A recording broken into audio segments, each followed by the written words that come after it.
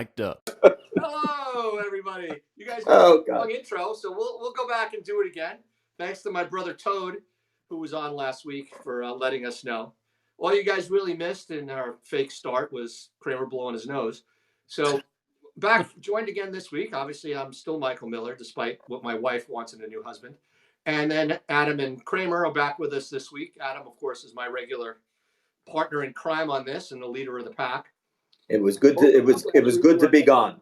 We're in an outstanding place. They were at Roy White's 80th birthday party. Yes. And Roy, Kramer and I, along with the rest of the Highlanders group. This is, for those who don't know, Highlanders is the name of our team at Yankee Fantasy Camp, coming in January. Roy is not going this year. He had his 80th birthday. It was fantastic. We met at this place in New Jersey that he knows real well. And he was very relaxing. It was a great time for him. His wife passed away recently, so it was an opportunity for him to get a little team love. We gave gifts. We did a great cake, and people came up, and they know him. It's his place, so people were coming by and saying hello and doing photographs and signing autographs. It was a lot of fun. We had a great time. Yeah, and you could plug Prime. Isn't that where you were? Yeah. My father loves that place. It's interesting. Just so you know, my brother Todd, who told us that we weren't on the air, said, well, maybe nobody else is watching, and that's why you didn't get any other messages. That's an excellent point. An astute point. A capital point, sir. It's better than any point he made last week when he was on the show, as a matter of fact. Not a lot of points. Todd was a quiet bear last week. I was like, Todd, talk a little bit. Talk. Yeah, he's the quiet one. Just because you wouldn't shut up. That's why. I bored everybody with lots of stats. I was trying to cure some insomnia for people last week, and that was the biggest problem we had. My brothers were good. It was my fault. They were fine. They couldn't get a word in anyway. Yeah, the thing that was interesting was we were talking about Monument Park and who should be in, who shouldn't be in, why numbers are retired or why they shouldn't be retired. And really the three guys that we talked about are the guys that we think should be in Monument Park, not necessarily have their numbers retired, but definitely need to have a plaque up there, were Bobby Mercer, Gene Michael, and Roy White. Yeah, that was, I called in because I wanted it known. I think that it's a real travesty that the Yankees have overlooked that era, and it's because it wasn't a winning era. And they also don't think, and I hate to say this, but they don't think that era needs to be remembered because probably aren't that many fans that are, as important. They want to reflect, they want to remember the guys they want to focus on the guys who everybody remembers, who are going to come back in and see big nights and big events like, another, Core 4 night or something like that. That matters. And I get it, but they missed the opportunity to love those guys who we grew up with. I mean, Mercer was the man in New York, and I don't care about the Mets. There was nobody more famous than Bobby Mercer in New York during that time, in the baseball world. The Mets were, and maybe Tom Seaver. The baby Seaver. Tom Seaver. But he played every 4 days. He didn't play every night, and Mercer did. And 30 home runs, 100 RBIs, perfect swing for short right field. Played a little center field, fast. He was a great guy who we all knew later in his life. But it was he needs to be recognized, and Roy as well. We talked about it earlier. Roy played a great left field for the Yankees, and that's never been and did it for years. I mean, the Yankees haven't had a steady left fielder since when was the last time the Yankees had a steady left fielder that you can think of who was there year after year after year? Maybe half a decade ago. Hideki Matsui, maybe. Yeah, I mean that's a long time. He played that position for 15 years. From 1964, I think. White did not White. Yeah. White. I mean, that's a lot of years. And he said he came up, played a little first base. He played center field. Who is that? Is that Roy? No, it's Mattingly. Like the thing is, those guys, and he bridged that gap, but he didn't get a lot of love for being a very good left fielder, a solid hitter, great from both sides of the plate. Had that great. We were talking about this, how the guys will never choke up with 2 strikes. He always did, even though from the left side, he'd have maybe 6 inches under the bat handle on because he was trying to with two strikes. He said he was the best two-strike hitter on the Yankees, and they talked about it all the time. It wasn't a big part of the news like it is now, but back then they would talk about it, and he'd say how great, how wonderful hitting, with two strikes was, because he'd shorten up and then he just popped the ball over the right field, right over right field wall. So it was a great time. Good guy, needs a little love. Yeah, if I can, he was among the all-time Yankee leaders in steals, games played, Yeah, defensive WAR. I mean, he had a monster-sized errorless streak that lasted forever that's right. in if left I And field. if I can, yeah, I'm sorry, I didn't mean to cut you. go If I ahead, can, no, go. Roy White played 14 full seasons as a Yankee and part of a 15th season, his entire career with the Yankees. And you look at his numbers, and I actually looked it up. He had 160 lifetime home runs and about 760 or 780 RBI. I don't remember the exact number. But what's important about it is you look at the back of his baseball card, it's steady production. It's never too high, never too low. You knew what you were going to get. And he's a gamer. He came to play every single day. But the point I really wanted to make is the three of us are very, very fortunate to have met Coach Roy White and to get to know him a bit. And I'm sure all three of us are proud to call him an extended member of our family. He's a member of our Yankee family. Yeah. And he's a very quiet, unassuming guy by his nature and his personality. And you know what? I think that's what made him successful as a ball player, too. He didn't need the attention. If he got attention, great, but he didn't need it. He just went out, did his job every single day. I'm too young to have seen the early part of his career, but I was fortunate enough to see the later part. Very happy that he won a couple of championships at the end of his career also. But now that we get to know him, know the coach, I mean, what a pleasant, gracious guy. I mean, it's someone that if you didn't even know he was a ball player, you can just meet him at a restaurant, sit at the bar, and have a beer with him or whatever, glass of wine or whatever the case may be.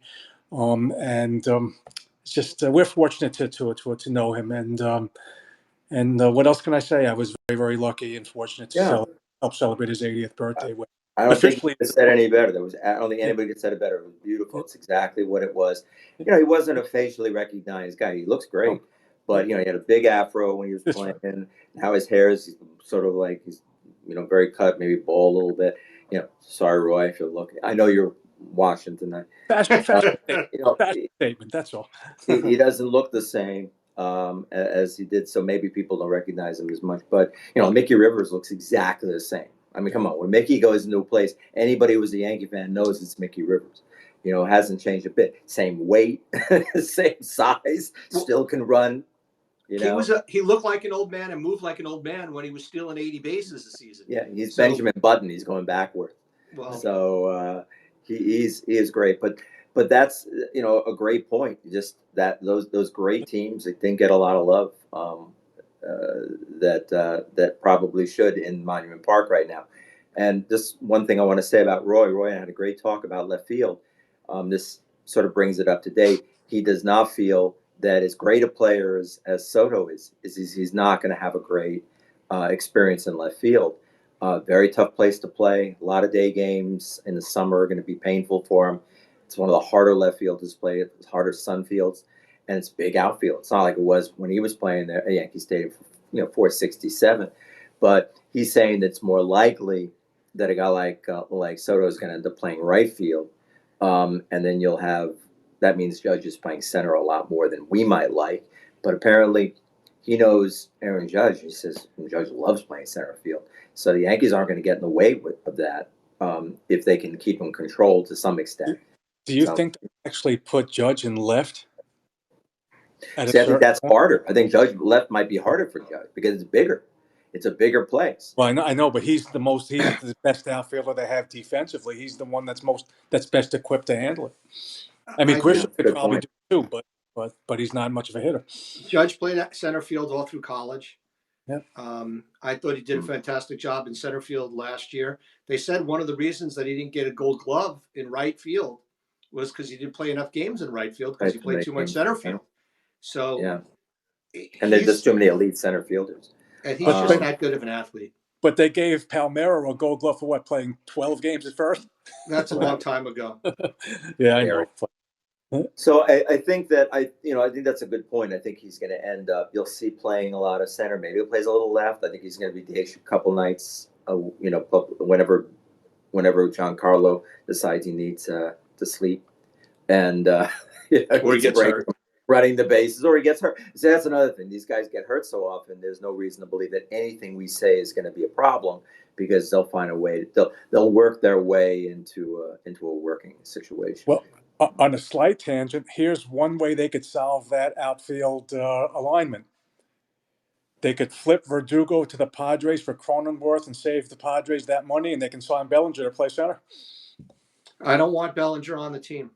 Okay, there you go. Then if you don't Bellinger, want it, that's it. no, it's. No, I no, no. don't think they should sign That's Bellinger. strong. I think. I think that it's unnecessary to get Bellinger in here. I think that they can live with Pereira, Gonzalez, Well, Florio, Dominguez too. until Dominguez gets back. Yeah. I do agree. Also, And I think Dominguez is Dominguez what, ends up. 17 years old? So How hard is it for this guy to get healthy? Let me ask you this. So with Dominguez going to be back eventually, then why not flip Verdugo to San Diego, who now desperately needs outfielders, and take Cronenworth off their hand? Cronenworth has 7 years, $80 million. It's a lot of money, but it's not outrageous money. But he's a pretty good fit. He could play backup at first. He can play second. Could probably play corner in a pinch, maybe third in a pinch.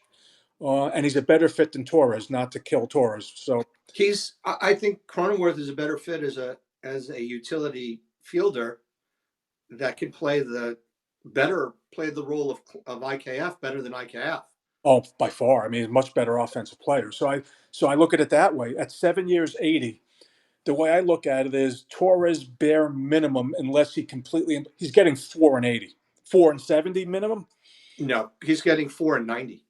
So let's call it 4 and 80. Let's even call it 5 and 100. But if 4 and 80 is the minimum, why not take Cronenworth off the Padres' hands? You have cost certainty, even though the contract is long. And although it's not Verdugo's fault, he just may not be the greatest fit with the outfield defensive alignment the way it currently is. Because I would prefer having Judge in a corner. I think You guys, why Judge they ever and gave him centers. this much money? Why did Why San Diego like him so much? the Padres? Yeah, Because he has Cronenworth had. 239 batting average. He's a good player. No, he's a good player. He last year was a tough year for him, but the 2 years before that, you could argue he was worth every penny of 7 and 80. He was a pretty good bat.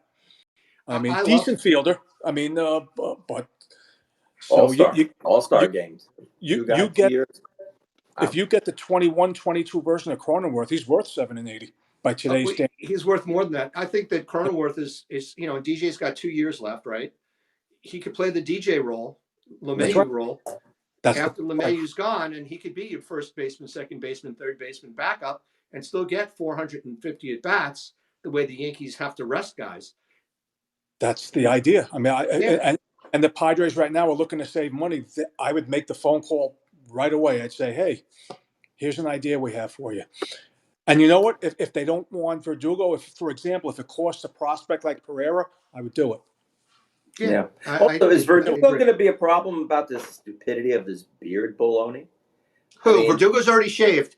He shaved. Oh, good, because I saw something. There's a really good interview with him.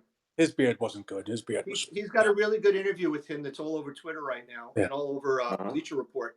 He talked about how he was mad when he first got traded to the Yankees, because how dare the Red Sox trade him to the rival. The day after he was traded, he got phone calls from Rizzo, Cole, and Judge.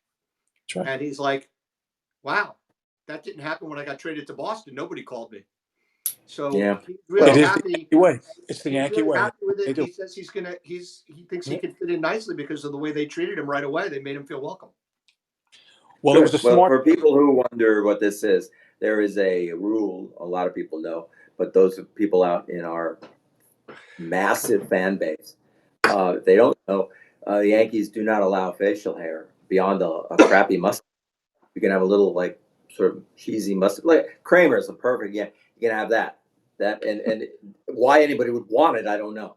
But you get this little bit here, a little of that. No My beard. Like I think personality. I'm probably too much, even though I keep it kind of close. But it's yeah, the Yankees have a thing with that, and no long hair either. So it's been an issue for years. I personally think it's kind of a ridiculous issue. Become a Yankee. There's something about it. I know other people, some of our Giant fans get annoyed when we talk about the Yankee cachet. It's true though. This is a history. Giants have a great history too, but the Yankees have this thing. This is a Steinbrenner. It's out of respect for Steinbrenner. They're what the people feel is their best owner. I don't agree with that. There were some great owners before, but the guys back in the 20s and 30s were pretty good. The first ownership, knew them well. Well, they didn't have to pay. They didn't have to pay the players, and they could treat them, even though they weren't African American, because they weren't allowed in baseball. They treated them Absolutely, pretty much like slaves. So they did. They you Yeah. did. know, They fought that. it, Boy, they fight Let, that color barrier. They held the line until what was it? Was it? It Kurt, was it was Elston. Kurt Fleet. Players owe a lot to him. Let me tell No, you. I Elston mean, Howard. but I'm talking about the Yankees with Elston Howard. What did Elston become a Yankee in '63? So the Yankees waited 15 or 16 years before they integrated. That's pretty scary. So I Yeah, take it's that back. Steinbrenner is the best No, owner. no, no, no. yeah. Al Downing was there before Al Elston. Downing was there before. There was a couple Yeah, of guys. there were a few. There were a few Did others. you guys see Verlander's brother this week in his No, podcast? No. Oh, you guys didn't hear about a this? So competitor competing with us. Verlander's brother said that Ohtani was the most impactful signing that the Dodgers have ever made in their history. Oh, that went down bad. Holy mackerel. Oh, that went down Talk like a about fart forgetting in a about the god. most impactful signing in the history of baseball is Jackie Robinson. Let's Yeah, face facts. yeah. I And mean, probably all sports. I yeah. don't think there was any sport where a signing was ever more important. Hockey, Yeah. basketball, Well, hockey actually was football. integrated before baseball. Yeah. So, Why? Because they which is brought in odd. Canadians. Canadians. That was odd that hockey of all sports was integrated before baseball was. So it's pretty interesting. But yeah, getting back to that, I have a question for you guys about the Roy White dinner. Yeah. What'd you eat? What'd you eat? Kramer, I know We you had had pork pasta. chop. It I know was. you I had had meal to go. I had veal saltimbocca. You How would could have you have been anything very with the happy. word salt in it? Yeah, I didn't eat the prosciutto. I gave that to somebody else. That's what makes it salt and buca, Kramer. Yeah, I know. How could you, Kramer? And what did you order to go? Since you always have a habit of ordering a No, I meal to didn't. I go. didn't. I didn't. I didn't. Now, I did have Kramer, a tell bottle. everybody about your drink. What do you order for a beverage? A I just grasshopper? no. I had water and ginger ale. That's it. All right, all right. This is important. Kramer will go to a restaurant and ask for water and a splash of ginger I ale. didn't do a splash this time. I just had the full glass. I And did my own splashes. so proud you are emerging. I to be fair, let me tell you, it's not a money issue. It's very. I don't like a lot of sweetness. I like a tiny bit of flavor. So it's like a flavored water. That's the reason And why. when they charge you for it, you get mad, right? When you get show It when you depends. when they, It depends. I don't like getting charged for water. I Well, you shouldn't what get I charged for water, did but you you should get ask charged for for your ginger. I'm for a surprised you don't spritz? say why you don't say water, water in one glass, ginger ale in another, and a glass of ice, so that you can mix it yourself.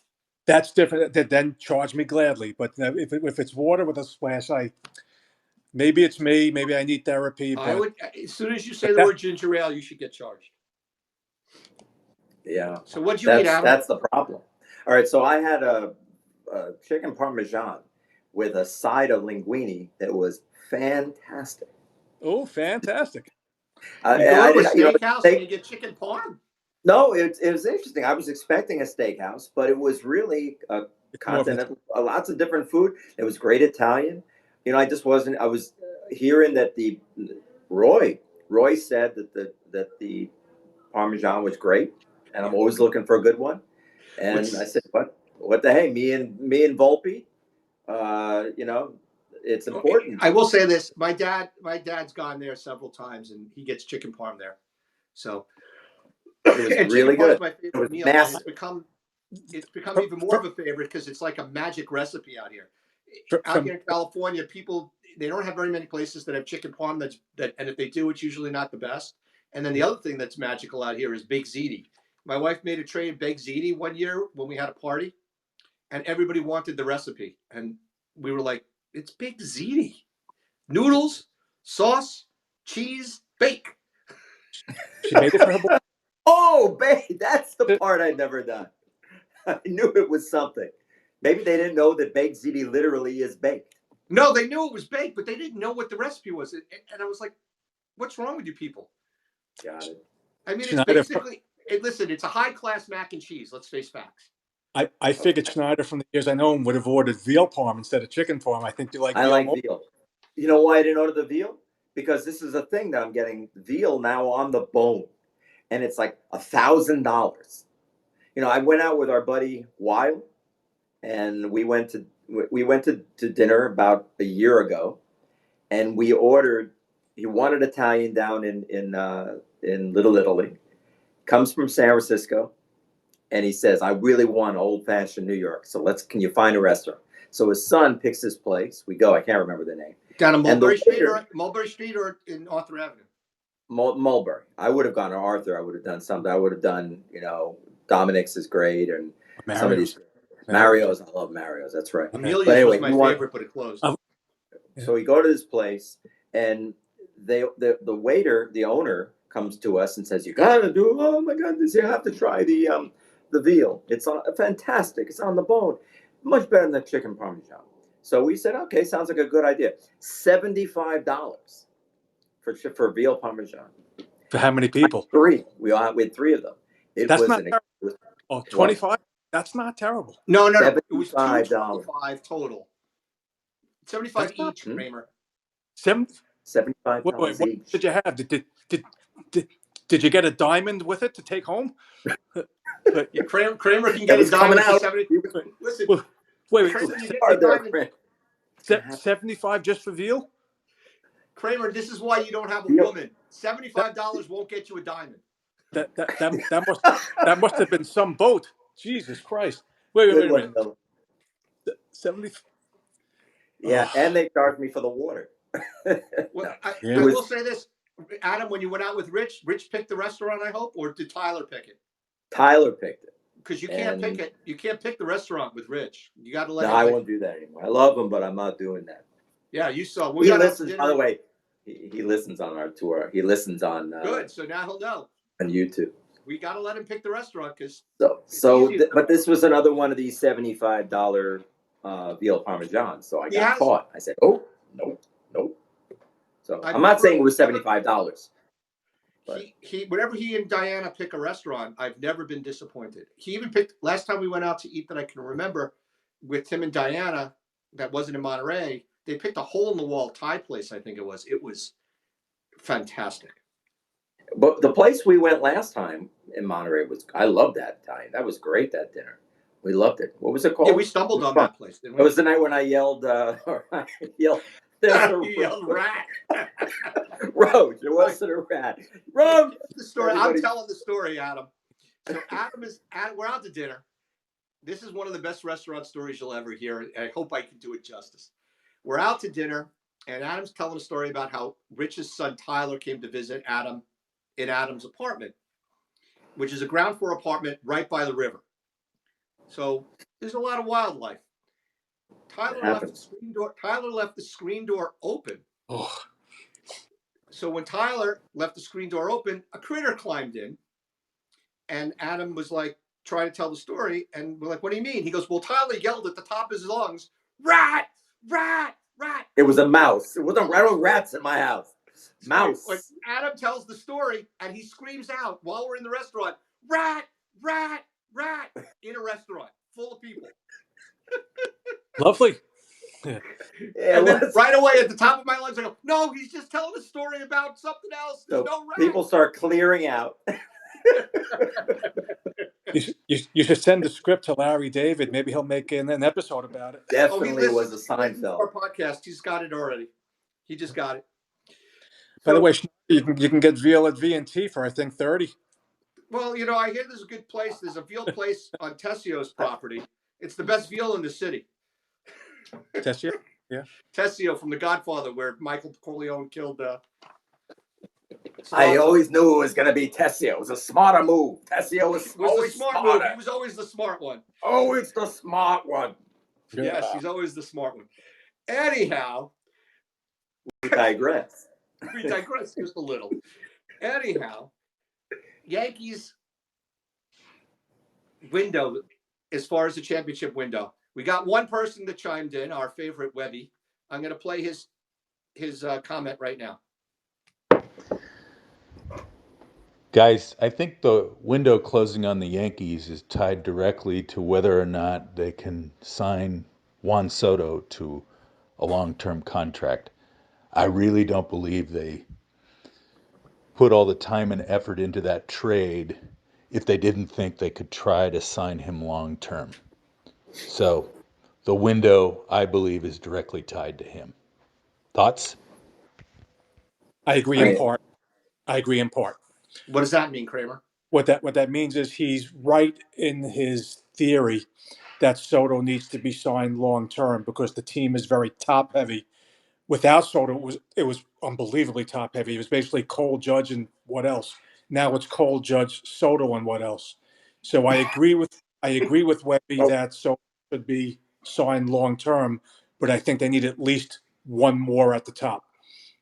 Right. And then you layer it with veterans and youngsters, so that you don't have a depth problem.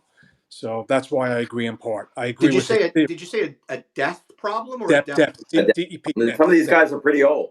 Well, Stanton's pretty. It seems like he's running like he's near death. He just can't. He can't move anymore. But no. I agree that they absolutely have to sign him. I think that is going to be it, and I don't think they would.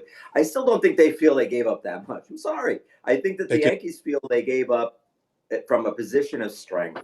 They gave up a lot of arms that are, some of them are iffy, some of them are unknowns. One of them is never started more than 5 games in the major leagues. I think that the Yankees feel like they got away. They dodged a bullet of being required to bring a lot of guys in, but it doesn't diminish the fact they really do need to sign Soto. But my point about it is that the Yankees needed Soto this year, even if they lose him. I agree. Because their window the window is closing. This group, and I'll tell you what I've got here. We've got DJ turning 36 in July. We've got Rizzo turning 35 in April. We've got Judge in August. We've got Judge turning 32 in April. Canley is turning 35 in August. Not that he's long term. And Cole, the scariest of all for me, is Cole turning 34. That means if they don't win this year, Cole is going to be 35 going on 36 years old the next time they possibly can compete for a World Series. These guys, arms slow down. If they lose Cole starts losing 3, 4, 5 miles an hour off the fastball, which is inevitable, and it could be next 2 or 3 years, this could be it. So the Yankees have to win this year, because I don't see them having very much after this without spending a tremendous amount of money to replace some of these guys that are still under contract. And then, like, I didn't even add what's our boy how old is Stanton? Stanton 30, is 34. 35 on. Wait a minute. Stanton turns 35 in November. Yeah, so he's in a year. He'll be 35. So he'll be going 36. Well, it's 35 going on 57, but yeah. And he may be done now. We don't know. I want to add in here, the other half of this is, depending on how this season goes, let's say Soto decides to walk, Cole has an opt-out after 24. Yeah. Rizzo's got team control over the opt-out. Last season, Rizzo's got a team option for $17 million for 25. 25 is DJ's last season under contract. So they've got a lot of things going.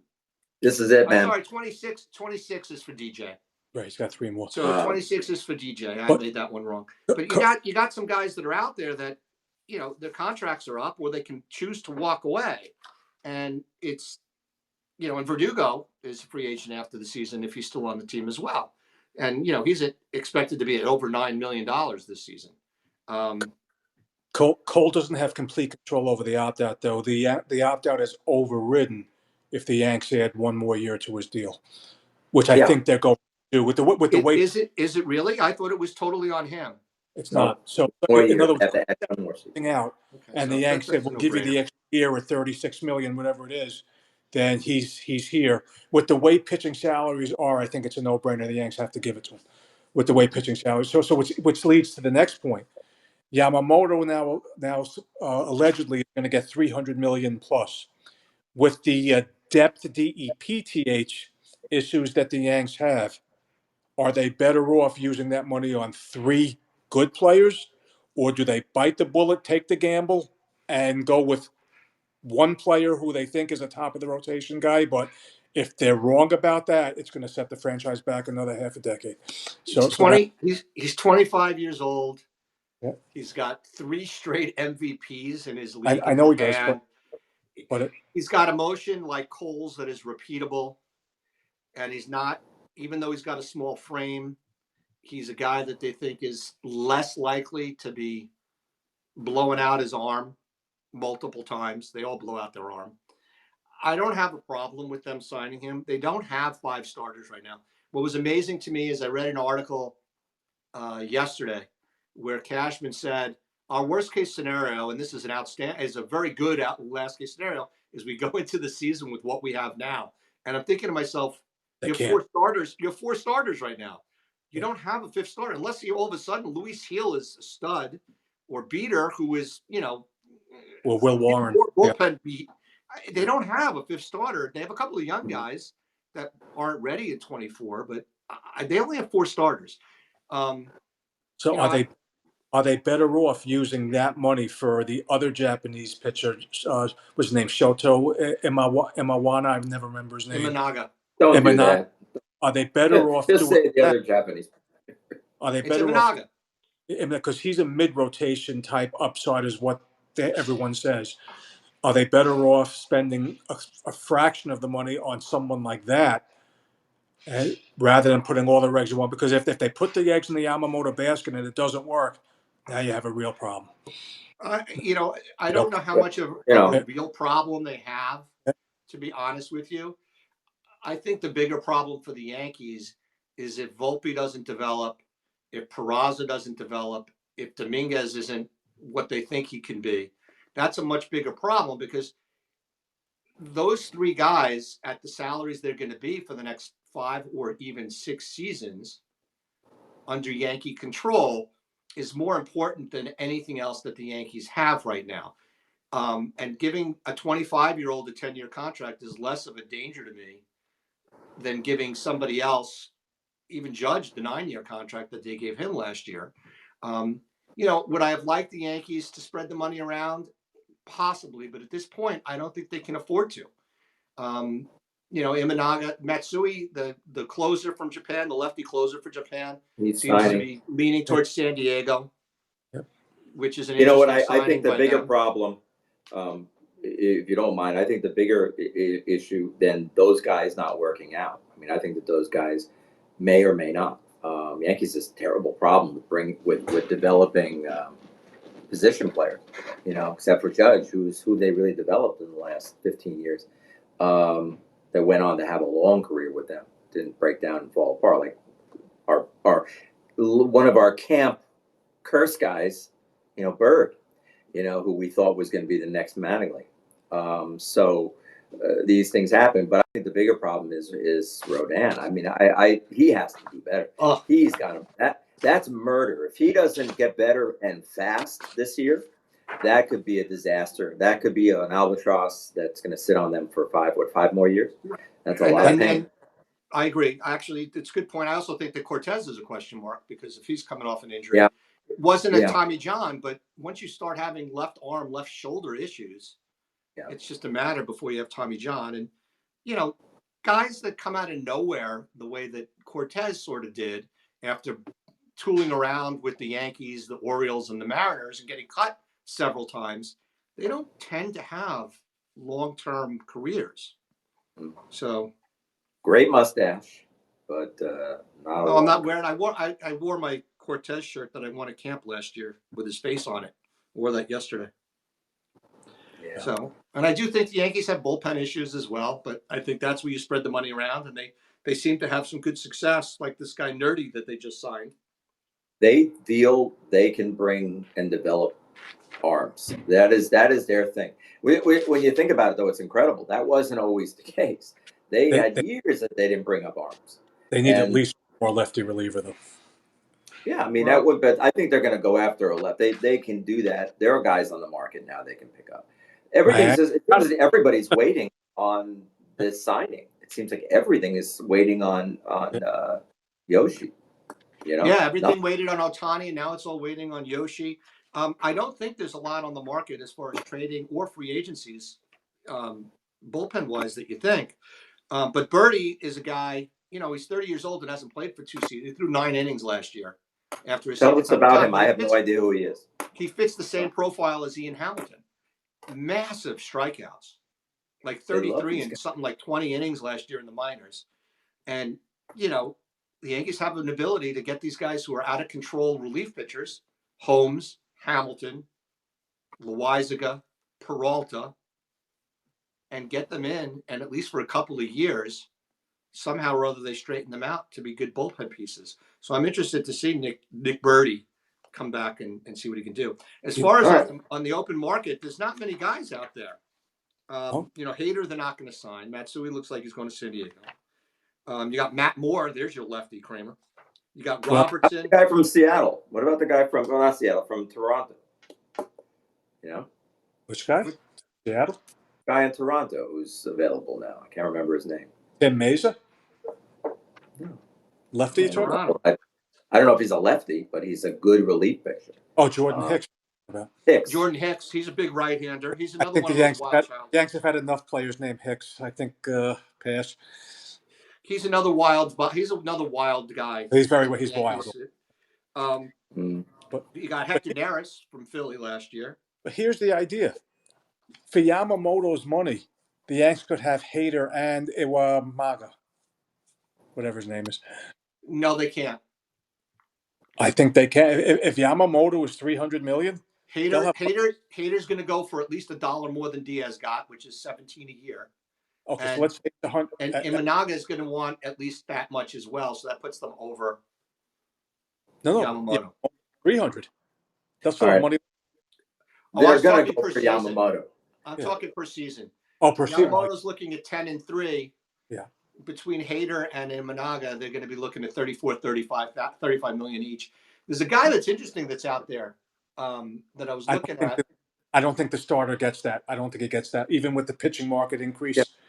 There's Let one me just because add something. a good comp for him is Senga, who got Mhm. 5 and 75. Okay, increased it a bit because the pitching prices went up, but that's a pretty good comp. Senga's a mid-rotation guy, got 5 and 75. So Okay, so 5 and 75 is 15. So let's make it 16. If Hader's signing for 17, you're still at 33, Kramer. That's over the 30. no, I get it. But I would split. That's what I would do if Yamamoto costs, let's say, 30. Okay, you're talking about 30 versus 33. I would split that 30, and I would sign Hader and Shoho. I'll call him Shoho. I think that's his first name. That's where All I right. would. So I want us to move away from the numbers talk here because this stuff. All right. Here's one thing I think we should talk about, though. Yeah. The Yankees are going to either go all in to get Yoshi or they're not going to get him.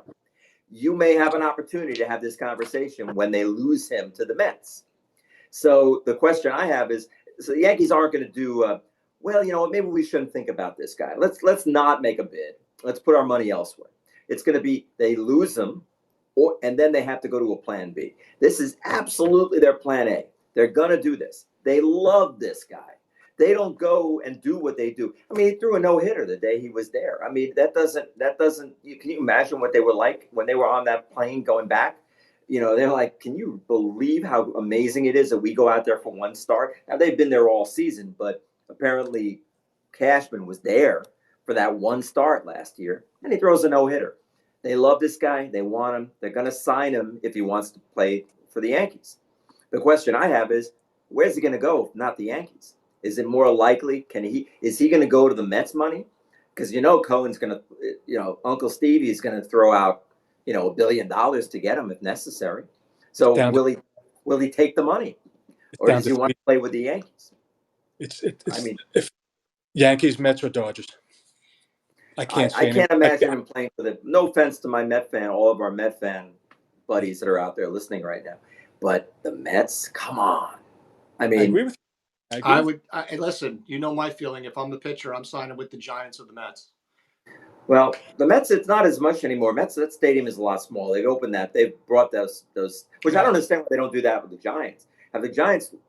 Are they losing free agent cachet because of that ballpark? They moved it. They moved it in I'd love to ask this that last question of year. our buddies. They They did bring moved. it in. They moved it in because they put the bullpens off the field and put them out in the outfield. So they moved it in. And did it help? Um,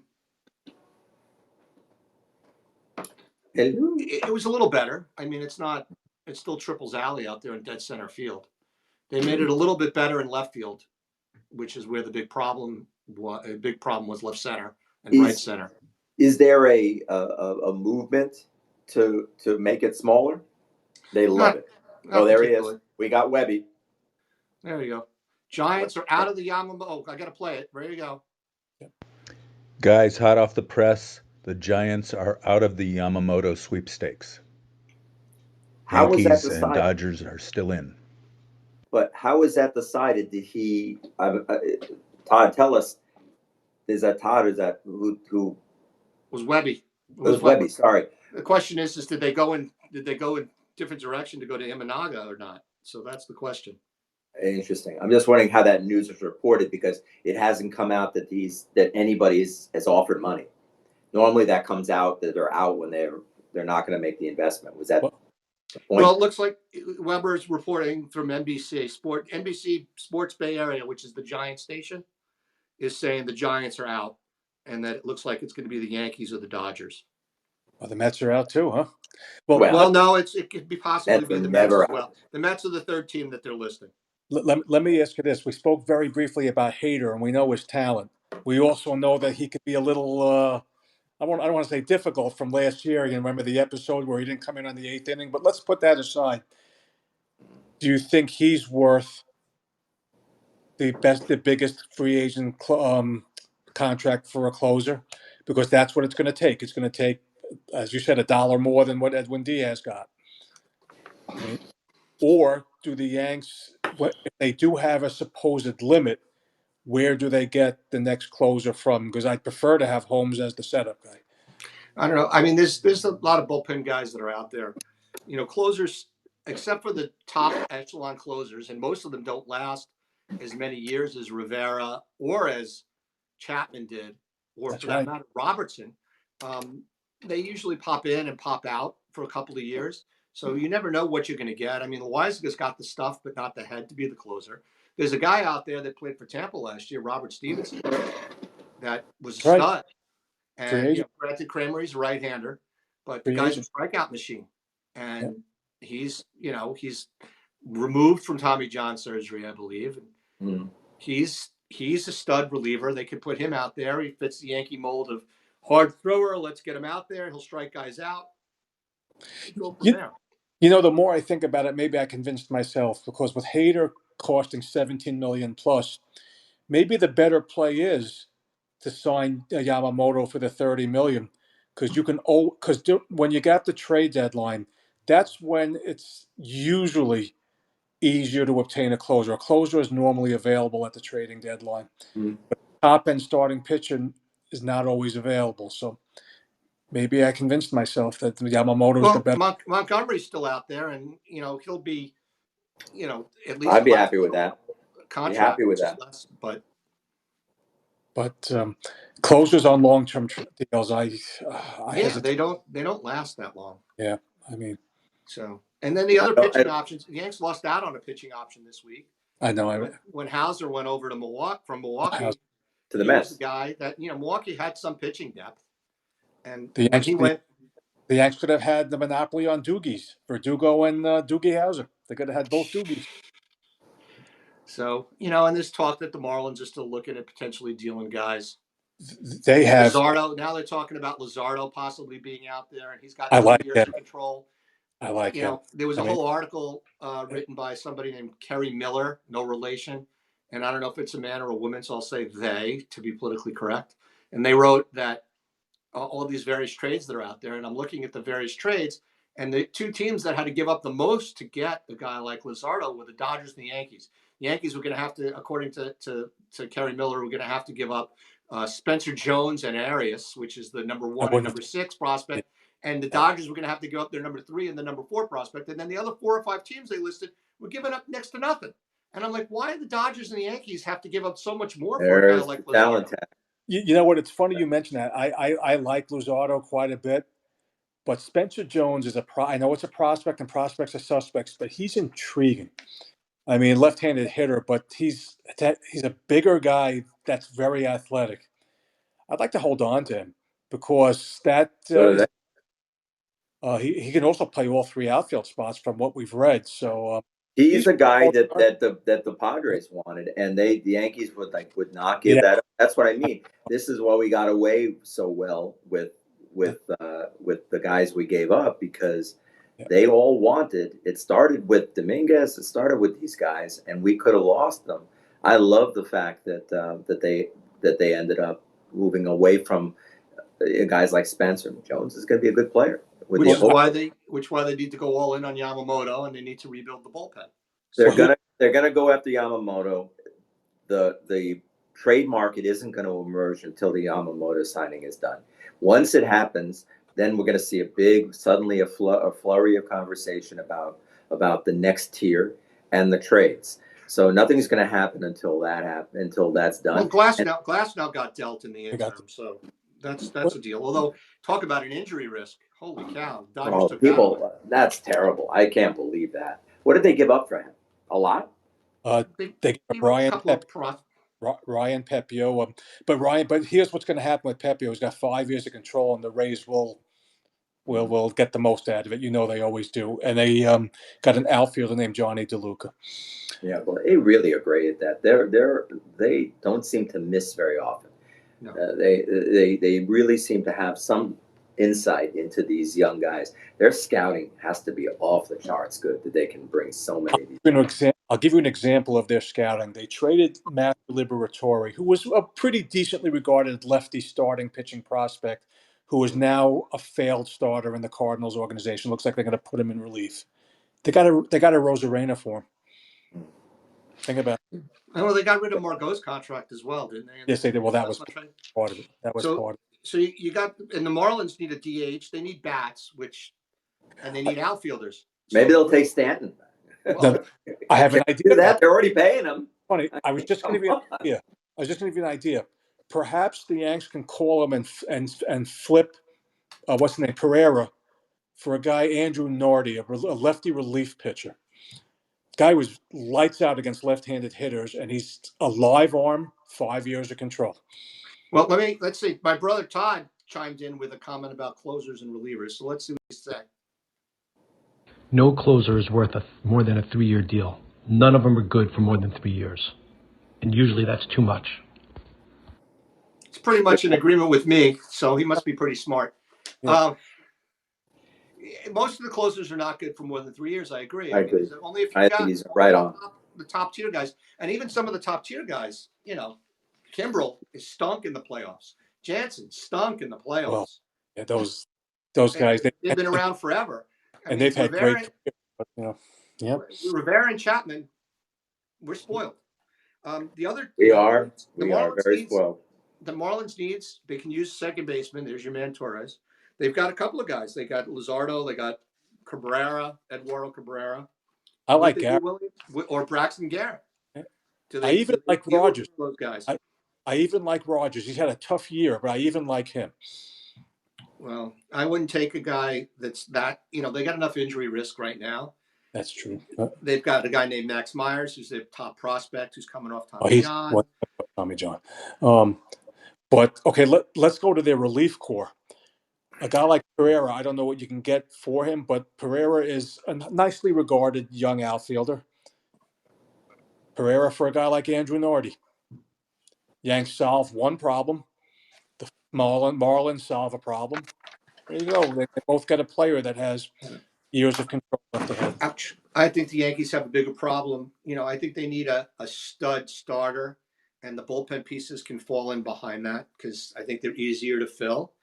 The other team that's got excess starting that seems to want to be playing in the trade market is the Mariners. They've got two young guys who they're willing to talk about in Bryce Miller and Brian Wu that both had, I think Miller had 25 starts his rookie year, and Wu got called up in June and made 18 starts. Now, granted, they don't have a lot of innings, either one of those guys, but what would they take? The Mariners they also need a second baseman. You seem They to need a like third baseman. you like these Millers. Yeah, well, it makes it easier. If the Yanks had Yeah. their names on their jerseys, it'd be really good for me. Of But course. the Mariners need bats, right? Yes, they do. So, They do. there's another option. Since we're all on board with trading Torres, there's an option for Torres. And they did take Cano, so maybe they'll take Torres. Well, they need a second base. It's not a bad fit. They need a second baseman. They also need a DH. By some miracle, if the Yankees offer $20 million Stanton and Torres, I give a little bit more money. Throw a few more million. What's a million? What's 10 more million? Come on. It's not our money. We're going to be. Actually, it is. We're just going to pay for $30 beers next year at Yankee Stadium. The Marlins are a fit for the Yankees as far as a trade partner, too. The Brewers, Corbin Burns. Love it. Are they going to take them? I think they're right on the edge. That's a weak division. I'm not sure they could win that division easily. So I wouldn't give up a player like that if I'm them. What, Corbin Burns? Yeah, I think Burns is a great player. Why do it? I think they should hold him till the trade deadline, and if they're in it, keep them. If they're not, but you got to remember, he had a really nasty arbitration hearing last year, where he walked out of there and he was, he was screaming and yelling, about how awful the experience was, and he was specifically mad. Granted, it was at Stearns, who's not there anymore, but he was really mad. So, they have Woodruff, who's going to be out for most of the season. Wade Miley, potential starter, mid-level to back of the rotation starter, is a free agent as well. That's leaving them. He signed. What? I think he signed. Miley signed with who? He's back with Milwaukee. Did he really? I thought he didn't sign yet. I think he's up real quick. Yeah. I'll take free agents for $200, Alex.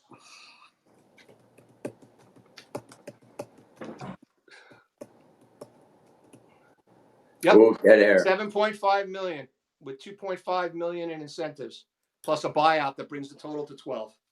Yeah. So Miley signed. So so that goes an option as well. Okay, let me ask you guys a question. Moving the conversation a little bit because we're at the end of the show. We're down to the last. I think we'll go a few minutes longer because all those people that were waiting for us to come. Those first 15 minutes where Kramer was blowing his nose and getting it on the air. I was not blowing my nose. Thousands of people missed Kramer blowing his nose. So, but we were going to bring up a couple other things. So we're going to talk a little bit about fantasy camp. Do we want to do that now, or is it too late? Or there's nothing much to really talk about. They haven't done anything. The Yankees are sitting down waiting for Yamamoto. So there's not much more we could talk about. And the window, the window is what the window is. Yeah. Well, I think the window is this is it. This is a window, if there is one. And it's sad because this was a great core. This team going back 17, 18, you had to really like what they had going. You had to really like Sanchez. It's just incredible to me how that fell apart. Because I thought, there were people who were saying that he was the best hitter amongst them all. And he really just, what happens to a guy that just forgets how to hit? Is it, it's got to be mental. I mean, it can't be. I mean, he didn't seem hurt all the time. He had injuries, but he wasn't standing. He was getting hurt, but that never seemed to be it. You're right. He just couldn't handle it. Some guys just can't handle it. I think the defense got in his head as well. I think that hurt him. The Yankees and everybody beating him up over his defense, which was somewhat justified. I think that got in his head and impacted his offense. He was horrible behind the plate. I mean, just ask Frankie. Frankie, we used to go crazy. Frankie wants the Yankees to have $40 million players at every position. Yeah, I agree. We do need to have. I agree with that. We should have. Why not? Come on. What's a $400 million payroll? The Mets have one, or will very soon. And but I think that this is that guys like that falling apart. Greg Bird not becoming what we thought he would be. I don't get what happened to Greg Bird. That just seemed like a series of really catastrophic injuries that he never could come back from. Mhm. You know, uh, his shoulder. Hmm? Andujar also was Andahar again. supposed to be. Well, I guess that is that around the league. Can we? I'd love it if other people would chime in. Did the Giants have players that seemed like they were a can't miss, and for The whatever Yankees, reason the Giants had didn't? their catcher, Joey um, Hmm? Bart. Yeah, Joey Joey Bart. Bart. Joey Bart. Yeah. He's basically out of a job this year. They just signed Murphy, and they have the other guy they caught last year that pushed Joey Bart down to the minors. Yeah, He literally was Posey. They were talking about moving Posey off of catcher to potentially third base, so that Joey Bart could be their catcher, and he just couldn't do it. He couldn't do it. They didn't even yeah. get one good year out of Joey Bart. Oh, I mean, Joey Bart was drafted second overall. Yeah. So Draft class second overall, but part of the Yankee. 2019, everything looked great, but I thought that team had 5 years. I thought that team had 5 competitive years in it. Where, and I'm not saying they would win a World Series. That's not easy to do, but that they would be, competitive and fun. That was a fun team to see. Remember how they were? They scored a lot of runs. They hit a lot of home runs. They always hit too many home runs in our opinion that they don't manufacture enough. But that team didn't need to. They just scored runs, and they had good pitching. Everything was strong in that group, and something happened. And I wonder, is it hard? Also, is it approach? These guys seem all too often coming up now, and I talked about this with Roy White the other night, that they come up with this plan. They're pure, they have an idea what they're going to do when they're in the minors. They come up and they play with this team, and they get into this. We're the Bronx Bombers, and I have to hit home runs. I've got to hit the ball high, far, and forget line drives in the gap. That's not what they're paying us for. well, allegedly Roland, right? Was the guy's name was Roland last year, who's now with Boston, overseeing their high-level minor leagues hitting, Oh, which is good luck Lawson. to Boston. What? Oh, Loss, Lawson? yeah. Was it Lawson? loss, Was the loss. guy Roland fired is last back year? now. No, who's the guy the Yankees hitting coach last year? Beginning of the year, wasn't it Roland? Lawson. Roland's Lawson. this year. Lawson was the guy they got rid of. Yeah. Yeah.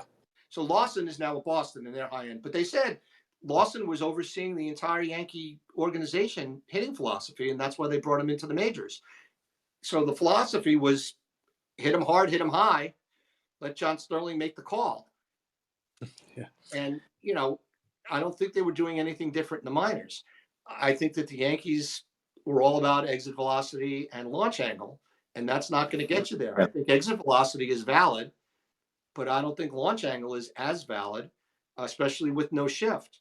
And I Well, think we'll see that this year with Soto.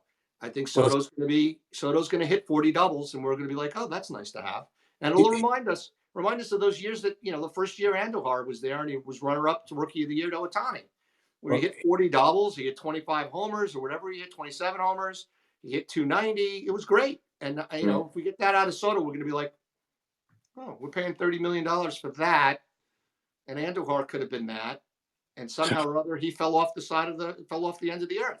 it's, I mean, it's say, but the Yanks last year just offensively just had a talent issue that they just did not have enough quality hitters. I mean, you could see that there were times where their lineup looked like a quadruple A line. It was sad to see. it wasn't even quadruple A. You were being very generous, Kramer. I'm being generous, but I'm going to use Andujar as an example. And look, anyone that makes the major leagues, we're not has-beens, we're never were. So Andujar, God bless him, is a major league player. It's a tremendous accomplishment. But what the Yanks didn't see is the danger signs of even his one good year.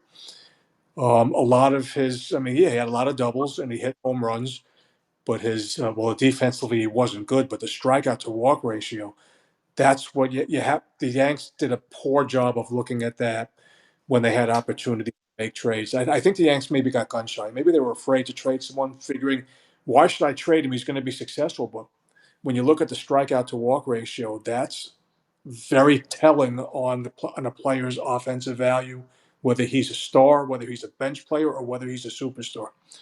And the Yankees seem to have ignored it, and they didn't make Yeah. trades at the right. And look, Glaber's had a very decent career, and I think he's going to continue to have a decent career. We're using him as an example for a business reason. After this season, we all surmise minimum he's getting 4.80. There are times where you look at his IQ and we're like, okay, what did he just do? But the guy's an ultra talented player. The question is, if he's not in the plans to sign long term, why are they holding on to him? Right. You know, They do I a think lot. more important even than strikeout to walk ratio is swinging at pitchers in the strike zone.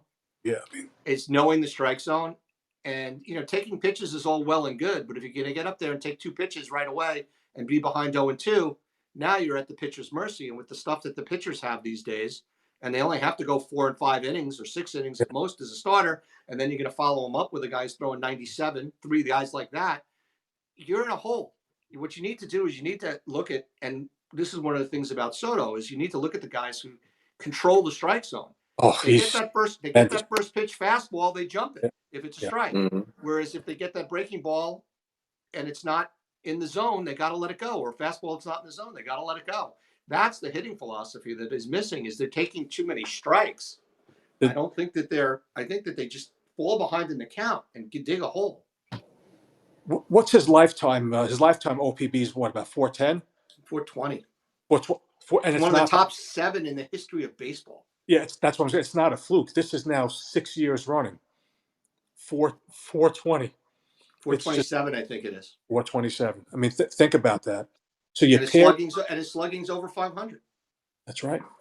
Think about that. So you pair him with Judge, and you just have enough quality major league hitters. It's gonna be an unbelievable difference.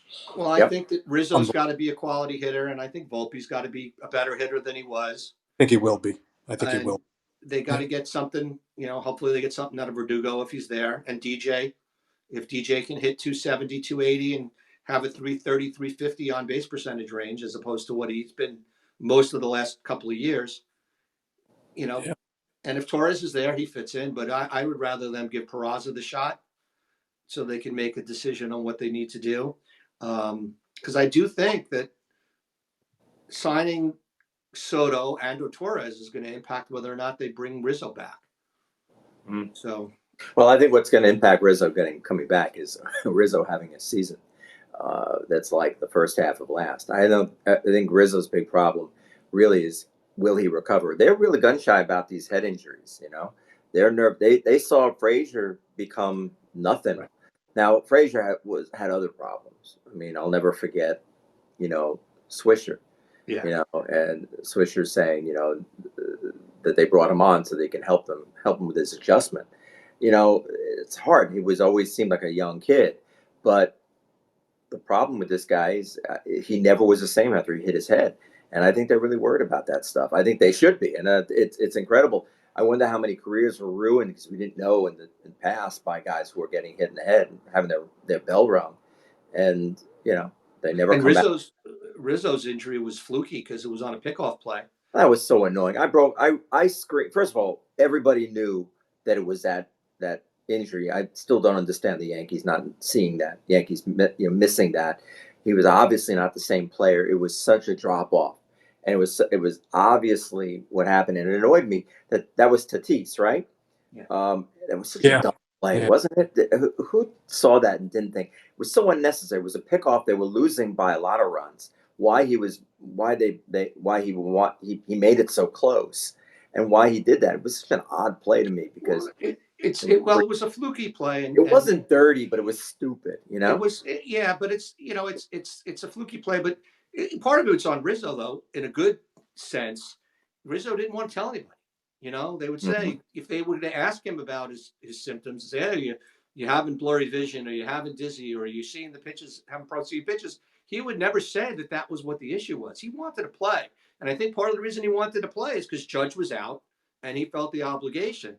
But I read today they're not making very many changes in Major League Baseball. But one of the changes they're making is they're widening the zone for the runners to first base. Mhm. Yeah. Yeah, but what about the eye test of the manager and the coaches? Couldn't they see that he wasn't right? I don't know. We all saw it. We all I mean, saw we the saw Roy it. White. If we see, like, okay, we're watching on TV. But actually, no, that's not an excuse. If we saw it, why can't they Mhm. see it? They should see it better. I don't think that they want. I don't think they want to see it though, Kramer. Yeah, That that's probably that's the the problem. That is a great conversation for a future show. Gentlemen, it's 8:10. Yep. We've been on for an hour plus. Yep. I gotta go eat dinner. We're going on our vacation tomorrow. So got a 4 a.m. flight or some Oh, ridiculous that's right. You pissed off Lloyd and made him rearrange the Roy White birthday party, didn't you? for me. Well, I told him tonight would have been okay, but it would have been uncomfortable. So one of these days we'll talk about some stories and why fantasy camp is great. But I think the Roy White from the beginning and our relationship that we built with guys like Roy White, Jake Gibbs, even Tanyan Sturts, is really, really something worthwhile. And Yeah. you know, a lot of money, but that's what makes it. But we'll get to that someday. All right. I'll Next speak to week you we're guys off. this week. I'm off to the Sharks game. Okay, right now. Worst team Go in to hockey. it. Well, second worst team in hockey. So I'll And see you next week, guys. I'll speak no to you guys this show. week. What? No show next week, right? That's Why not? Are you I away? don't know. I'm away. I'll be on a big boat. I'll do. All right. Well, So I'll all good. figure I just something thought we out. were. I We'll see assumed what we were happens. all. We'll see what happens from there and go from there. I'll speak to you guys this week. Good job, guys. I'll speak to you Good soon. job. Good luck Thanks, in prison. Bye bye.